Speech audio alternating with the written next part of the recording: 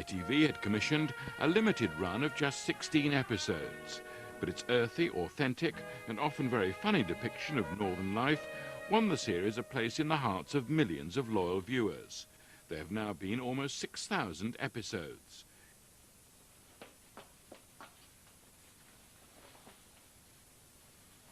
Mrs. Walker? That you, Mrs. Walker?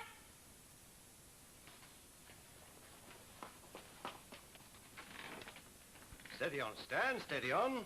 Who do you think would have trained the civvy boys who hadn't been a regular army? I'm not talking about training, I'm talking about fighting, blood, sweat, tears. Oh, where's the difference? Where is the difference? You can't fight a war without training. I don't understand. You can't follow your reasoning. I'm talking about the blokes that got shot at. We all got shot at. You're not making sense, man. Ask anybody, ask anybody. I said, excuse me. Ask him. Yes, but before you do, let me ask you something. Are you two arguing about who won the war? I'm not arguing, Albert, I'm telling you, the civvies won the war, the conscripts. Blokes like you and me. Oh, and I suppose you thought it were the regulars. You'd have been in a bad way without the professional soldier, you would that?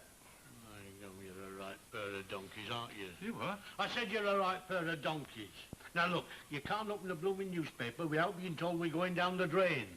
Look at the Germans, look at the Japs, look at the High Ties even. Who won the war? You want your heads banging together. It's a pity we can't have the old days back, it is that. Oh, give me a quarter to you. Let me get out of here before I'm sick. What's the matter with you? Don't need to talk like that. Oh, isn't there? I'm just thinking about them lads that were left lying in distant foreign places. Wondering what they say if they could come back and hear what you two are saying. He's a right little fighting cock these days, isn't he? Oh, hey, Stan, have you seen Mrs. Walker? No, but hope she's back soon. It's half an hour to opening time. Right, I could try the Barlows, I suppose. Oh, wait, with all this, I'm forgetting. Give us a packet of fags, will you? Our Irma will settle. Sorry, Stan, I've had strict instructions from Irma.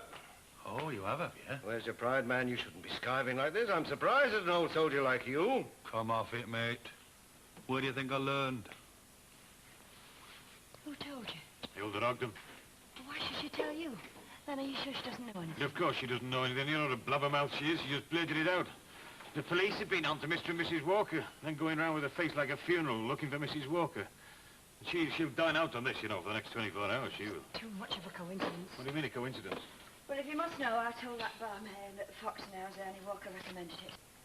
Oh, I thought you might. Why didn't you tell me? Because I forgot. It's all right, so you told her. How many people does she talk to overnight? How many people does Irma Ogden talk to overnight? Now, forget it. It's just a routine check. If you think it's a routine check, why did you bother coming out here and tell me the police were around? I'm beginning to regret I ever did. Look, you can forget about the whole thing. You can take my word for that. Yeah, I've taken your word for things before. What's that supposed to Oh, mean? shut up, lad, and let me think. You mind saying that again? Shut up, will you?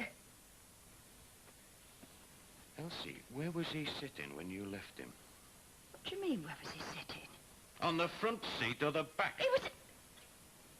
You louse. You filthy little louse. Oh, we're beginning to learn things now, aren't we? Go on. How dare you say such a thing to me? I know I'm just the errand boy, but come on, let's have a ball, It's a shall we? stupid, Len. Stupid? That's exactly what I am, isn't it? Stupid, running around like with a scalded cock I was after you. Doing everything for you, all the big favours. Who the hell do you think you are, Elsie Tanner?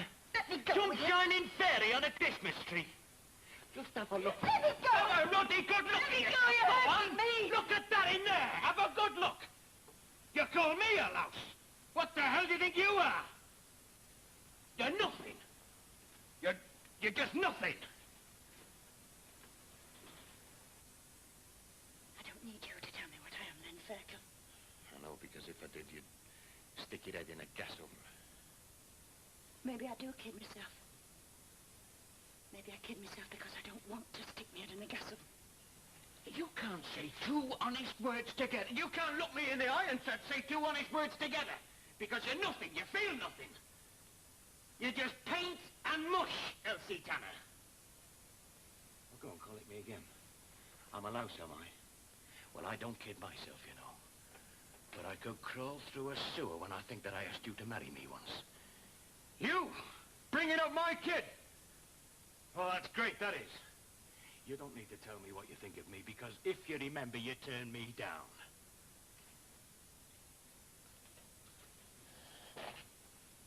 There were reasons. Yeah, I know what the reasons were and all. And every time you go out touting for a big blonde sailor or a fella in a pinstripe suit, you turn the knife in my back. So now we know. Yeah. Yeah, now we know. I had to go to someone.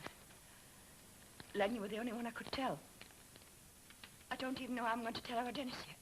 You're not worried about shocking him after all these years, the way you've dragged him up, have you? You've said enough, Len. All right, throw me out then. If you feel like that, why don't you go? Because I fancy you. Oh, charming. After all that. I don't kid myself, you know.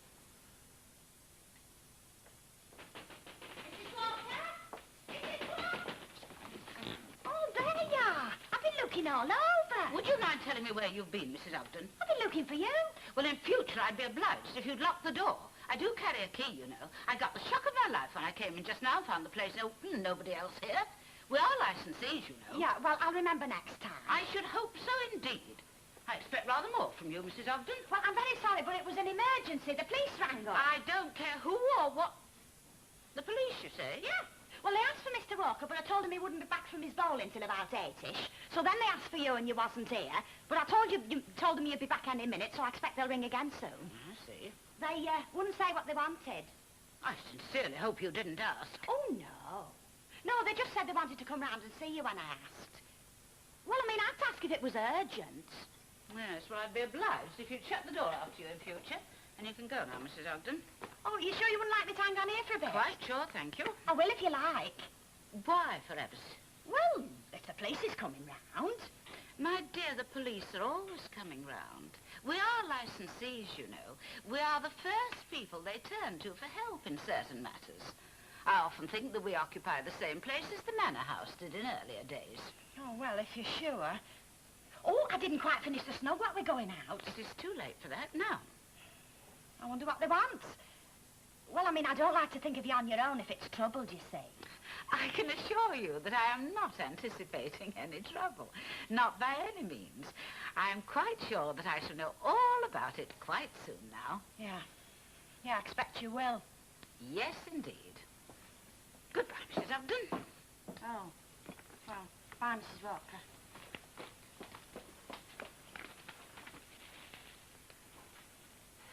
Have you decided which you'd like, Mrs. Caldwell? Well, I like this one the best.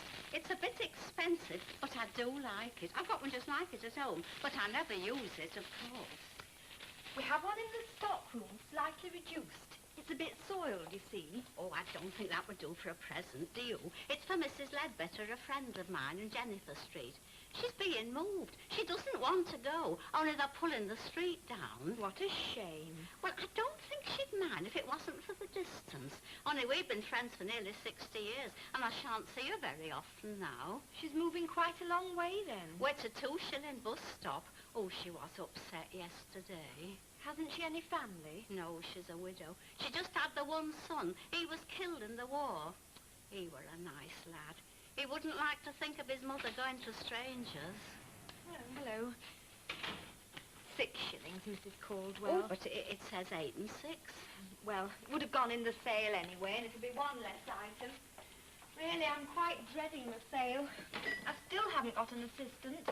It's very difficult getting staff these days. We don't seem to have a lot to offer for the younger generation. Oh, come in, Sergeant. This Sergeant Selman, isn't it? That's right, Mrs. Walker. We've met before a few times. Oh, this is Detective Constable Lucas. Oh, would you like to go through to the living room? Oh, I don't think we need bother you to that extent. I know it's getting near opening time. Oh, how very considerate of you, Sergeant. As a matter of fact, I was hoping it wouldn't take long. Could I offer you anything? Oh, no. Thanks very much all the same. We've just come from the Fox and Arms. Oh, yes? That doesn't strike a note? No, not particularly. It would depend which fox and hounds, wouldn't it? There are quite a number of them. Yes. Well, we're investigating the death of a Mr. Robert Maxwell. You may have seen it in the papers. A road accident at the other side of town. No, I can't say that I have. I see. Well, this gentleman visited the Fox and Arms on the evening of his death. In fact, as far as we can establish, it was the last place he was seen. Now, I understand you visited the Fox and Arms the other evening with your husband. That would be the 24th. Oh, that fox and hounds. How silly of me. I was thinking locally. Yes, indeed, we did go there. But fancy them remembering us. And you know, we had a really first-class meal. I said to Mr. Walker afterwards, it's the kind of place that you could confidently recommend to anyone. And did you, Mrs. Walker? I beg your pardon? Did you, in fact, recommend it to someone? Oh, well, I may have mentioned it to someone in the course of conversation at the bar, yes, or someone may have asked my advice. They frequently do. You can't remember any particular person? Male or female officer? We're looking for a woman, Mrs. Walker. She left the Fox and Arms the same evening with the deceased. We found a pair of ladies' gloves in the car, and since they don't belong to the wife, it's natural for us to assume that this woman may have been with him in the car at the time of the accident. I see. I think Mrs. Walker may be wondering how we come to connect this woman with her. Yes, as a matter of fact, I am. Well, the fact is, Mrs. Walker, she specifically mentioned to the barmaid that the place had been recommended to her by you. I'm threatened short. Oh, I always seem to be threatened short these days. Oh, well, you can give it to me next time you come in, Sandra. Was it right what you were saying just now when Mrs. Caldwell was in, about wanting staff? Yes, it is. Did you know someone who might be interested? What would I do? You? Yeah, well, I did help out that time. We seemed to get on all right. Just excuse me a moment, yeah? Can I help you, Mrs. Caldwell? I don't really like, but could you take it back? The tablecloth? Have you decided it isn't suitable, then? Oh, no, it's not that. It's just that I feel that she might be upset. Upset? Yes, I think if I was to give her a present, she'd be upset. Let me see. 6 shillings, wasn't it? Oh, I'm sorry to be a bother. Oh, that's quite all right, Mrs. Caldwell. Thank you very much, Miss Nugent. Bye. Can't make their minds up, some of them, can they? What would I do? Well, I'm very anxious to have someone, but I don't think your father would be very pleased, Sandra. Well, I'll tackle him. Well, if you feel there's a possibility, of course. There's no harm in trying, is there? Well, no, and if it is all right, I should be delighted. Well, that's settled then. I should hardly regard it as settled at this stage. Perhaps I could pop into the shop later on and see what the verdict is. Yeah, all right then. I'll keep my fingers crossed. Goodbye. Bye. Back again, Mrs. Caldwell? Well, I think I'd better have it after all. I wouldn't like her to think I'd let it pass.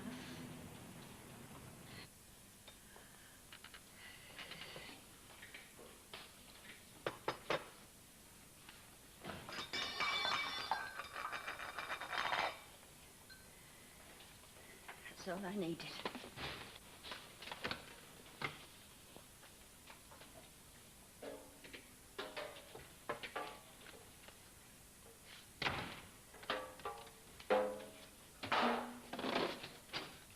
Again, 5 calls, 5 orders. How's that for a loving son? I've got it, you know. It's all up here. You're not talking to rubbish when you're talking to...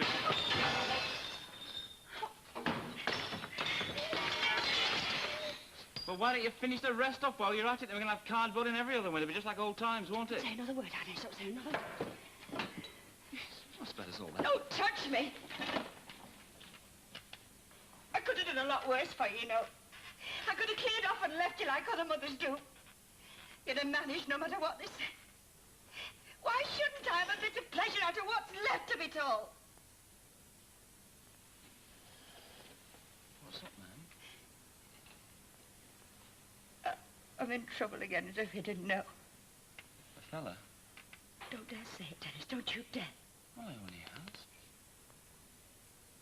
I know it's difficult, Mrs. Walker, a neighbourhood like this, a big tradition for sticking together and all that nonsense. You have your trade to think of, I understand that. But we shall have to follow it through. A list of your customers, ones you might have said something to, a lot of trouble for everybody. But make no mistake about it, we shall find her in the end, you know. So, if you could just remember a likely one, it'll be a big saving all round, won't it? I'll get Len Fairclough round to fix this. It's blooming cold in here. Get somebody else to do it. Oh, you've not had a Barney with him, have you? I just said, couldn't we get somebody else to do it? I'll go, don't worry, man.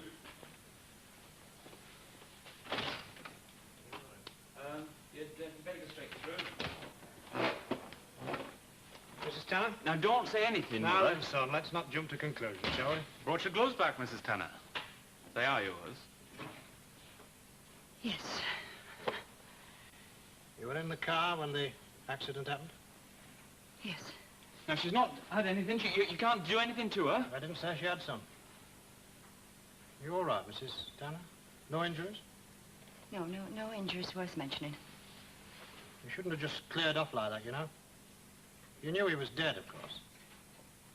Yes. You were a bit scared, eh? Ah, it must have been a shock for you. He was married, wasn't he? He was, yes. Married. Dead. A wife waiting at home. I do care what people think, you know. Yes, I'm sure you do. I know exactly what she'd be thinking. Just what you're thinking now. Now, that's hardly fair. It's true, though. There was no... Ah, well. It doesn't matter now. I did try. You'll have to attend the inquest, I'm afraid. You'll find all the details on there. What good would that do? I'm afraid it's the law, Mrs. Tanner. It's not much more than a formality. We've a pretty good idea what happened. She'll hate me for the rest of her life. No matter what I say. There was naught between me and that fella, you know. If he hadn't have died, he would have gone straight home. It was that sort. In that case, maybe she'll understand. Understand, mister, you know a bit about the law, but you know naught about women. I understand you were around in the Rovers just now. Aye, we've been making a few general inquiries in the area. Sorry about all this, but, well, you'll be glad to have it all cleared up. Cleared up? Cleared up for who? For you, maybe, but you got pretty long memories around the street. I see you've got a visitor, Mrs. Tanner. Oh, Stan said he had some glass breaking. Is everything all right? Was it all right, then? Oh, you've gone to a lot of bother, I'll say that for you. Is that all the appreciation I get? Well, you've had your birthday, haven't you? You've got a nasty, suspicious mind, you have. Just my little joke, love. No, I was thinking it's time you had a little present. How about a nice warm coat for the winter, eh? There's nothing wrong with the one I've got. Oh, what had you in mind, then?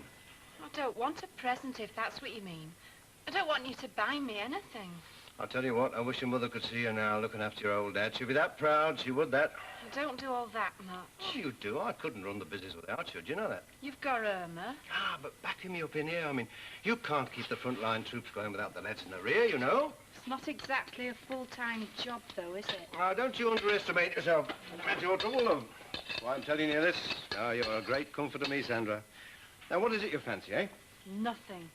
Don't fancy nothing. Here we are, warm bacon butty with bags of dripping and rattled a rhyme for you. You'll get your reward in heaven. Oh, I'm a natural when it comes to butties. I hope your mother isn't going to make a habit of this, you know. I'd like to be prepared. Oh, no, she's dead quiet. She said that much about Annie Walker shopping her, and that's making history. The old bag. Oh, that's no way to talk about your mother. I mean, Annie Walker, you creative, you rotten old muckmiddin. Somebody ought to put strychnine in her flaming asparagus tips. I'm worried about me, ma'am. She'll survive, mate. She's come through worse than this, you know. Yeah, but it's not over yet, is it? I mean, the clacking has to start. Not that she can't do some clacking once she gets going. Oh, no, she's got a voice like a blinking cutthroat razor when she starts, and she hasn't grown up. But I think you might have come out of the rhubarb patch a bit worse off, you know. You aren't trying to sell me something? You and me both, mate. You and me.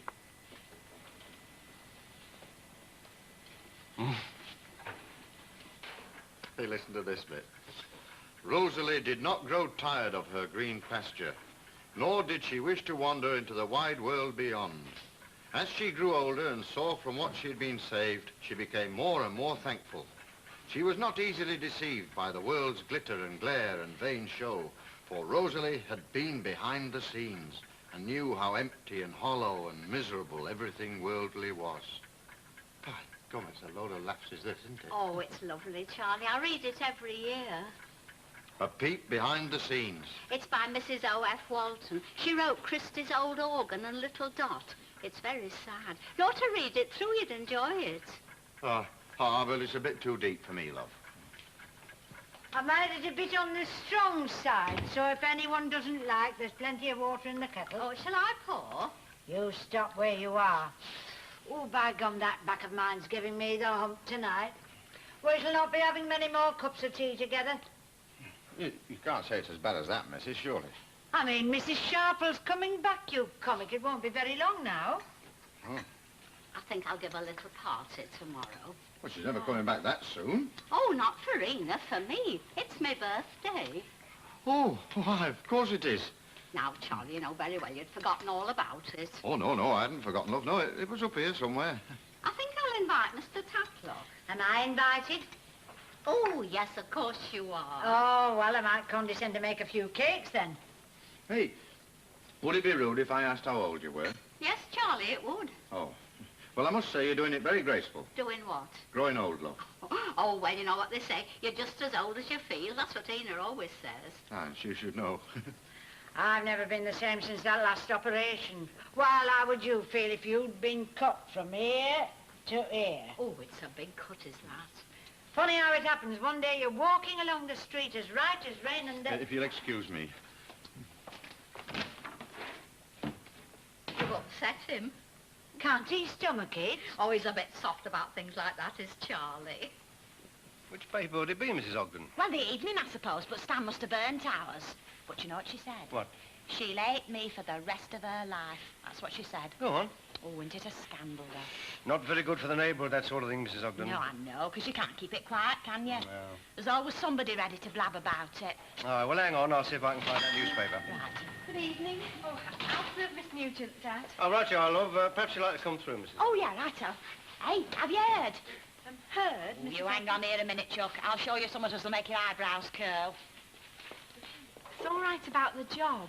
Oh, I am pleased. Your father didn't object then? No. He didn't mind at all. He said he could manage quite well without me.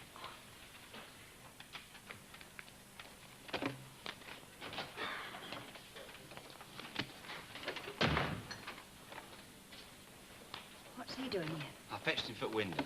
I thought I said I was to get somebody else. Now, what's the point, Mum? He'll very likely he's not charge out. Oh, yes, he will. I want him paying in cash. He's rubbed you up the wrong way, hasn't he? I said I want him paying in cash. He said some very nice things about you just now. Yeah, I'll bet. Oh, yes, he did, honest. About you being a loving mother and not being appreciated and all that jazz. You don't say. He thinks a lot of you, Len Fairclough. Look, Dennis, if you've got anything to sell, get it sold, will you? Just passing the time of day with a bit of idle chatter. Do we have to pay cash? Yes, we do. Well, he's coming in, so I'll just be upstairs for a minute. Look, you can stay until he goes, I'll be back in a jiffy, that's all right.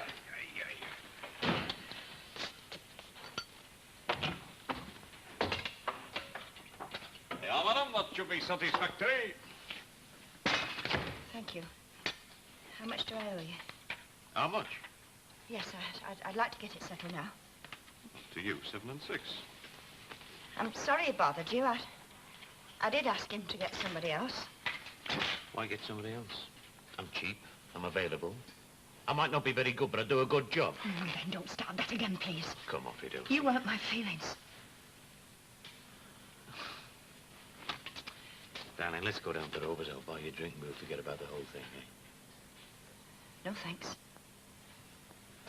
Wine. Len. It isn't that I don't want to go. It's just that... You know what they'll all be yakking about in there. Yeah. I'll have one for you, shall I? Yeah. Think you'll find that right, Mr. Suffolk? All right, thank you. See, Elsie Tanner's been at it again. You know, I'm well aware that I'm a very different sort of personality, but do you know, Mr. Tatlock, my heart bleeds for that woman. What? No, it really does. She seems to go from one misfortune to another. Yeah, well, it's her own doing. Possibly. But I mean, a woman like that in the prime of her life, with no husband, 2 grown-up children, something rather tragic about it, don't you think? Oh, I don't know so much about that. We can all let ourselves go, you know.